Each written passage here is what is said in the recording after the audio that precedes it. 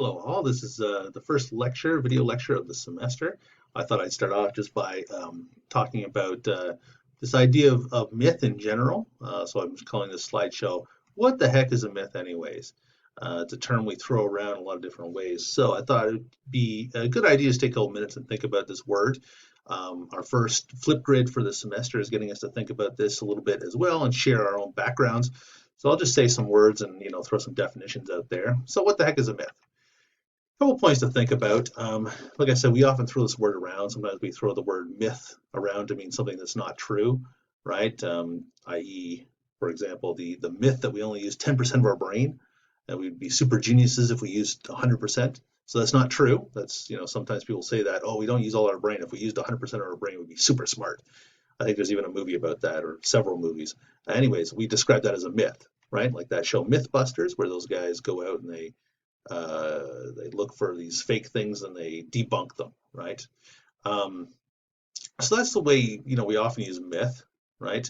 But we're talking about classical myth, right? Greek myth in this case. We're talking about things that are probably not true, right? Apollo isn't really the god, the god of the sun.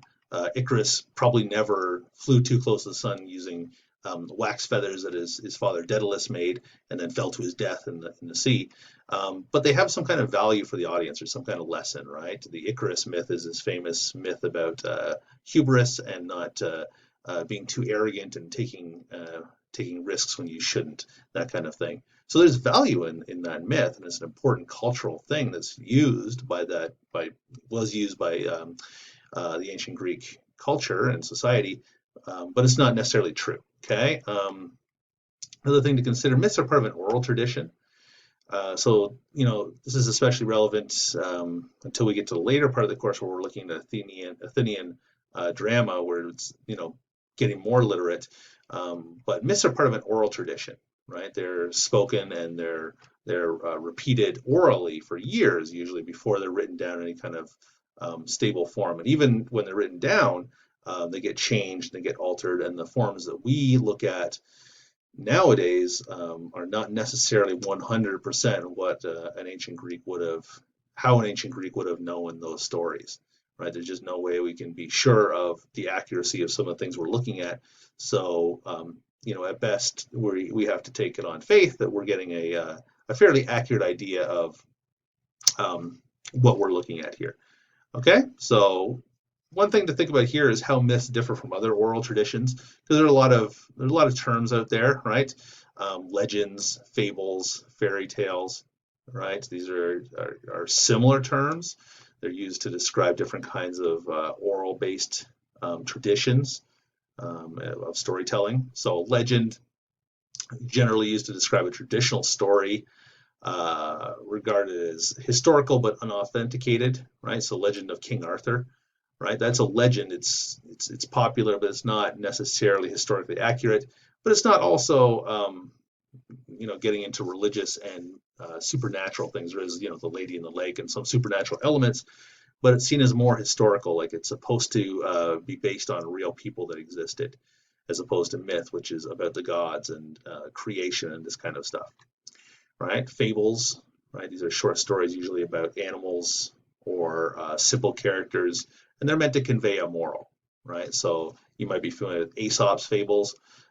Even if you're not familiar with that formally, you've definitely heard some of these, Lion and the Mouse, where the mouse pulls the thorn from the lion's paw, the scorpion and I can't remember, what's he swim across on? There's a scorpion riding on the back of some kind of animal. I can't remember what it is, a rabbit or something. The tortoise and the hare, probably the most famous. So that's a fable, right? Those are usually animal stories with a moral.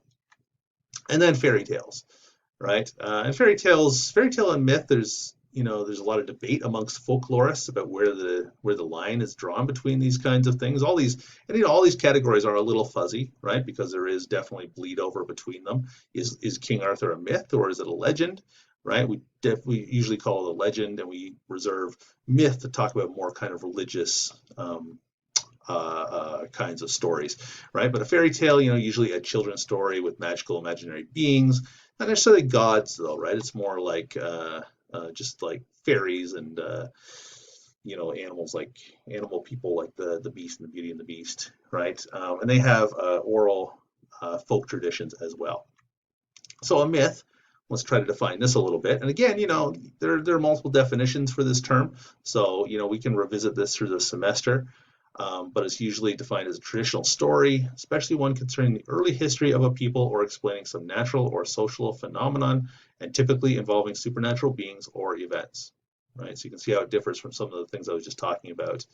For example, the ancient Greek myth of how the Olympian gods, I should say Olympian, not Olympus gods, overthrew Kronos and his titans. And we're going to read about that next week when we get into Hesiod, the origin myths. So 3 ideas to begin with.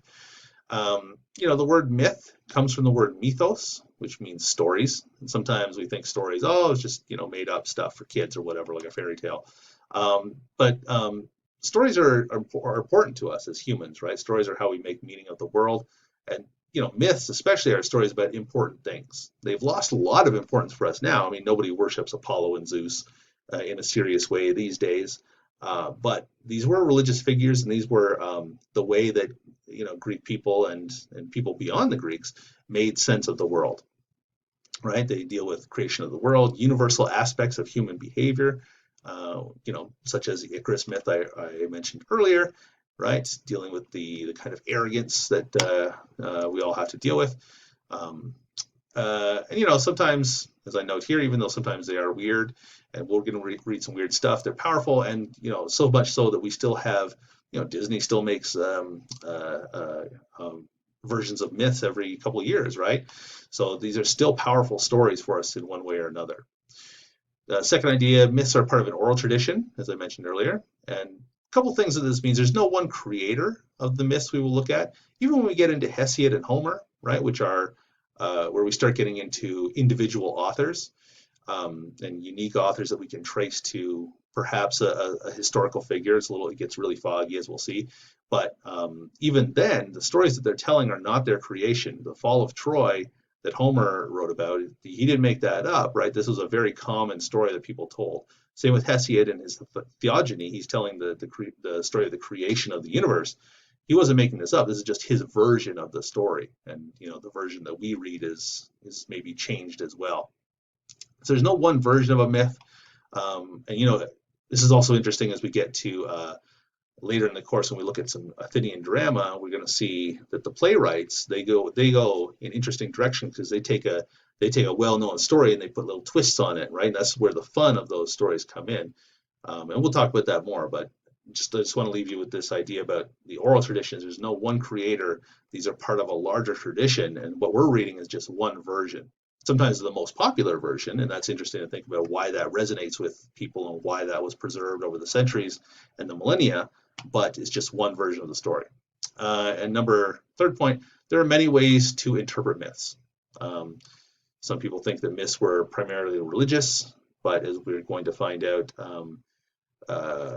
maybe they were earlier on in Greek society, but they become less and less so as we go, as Greek society expands and maybe matures, if you want to think about it that way.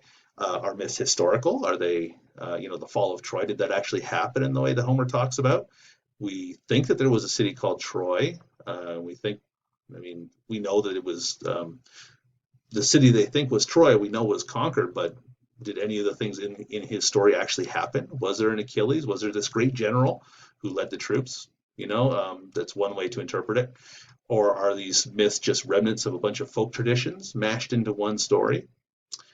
So anyways, there are multiple ways to interpret myths, and I just want us to keep an open mind as we begin this semester. Okay, thank you very much.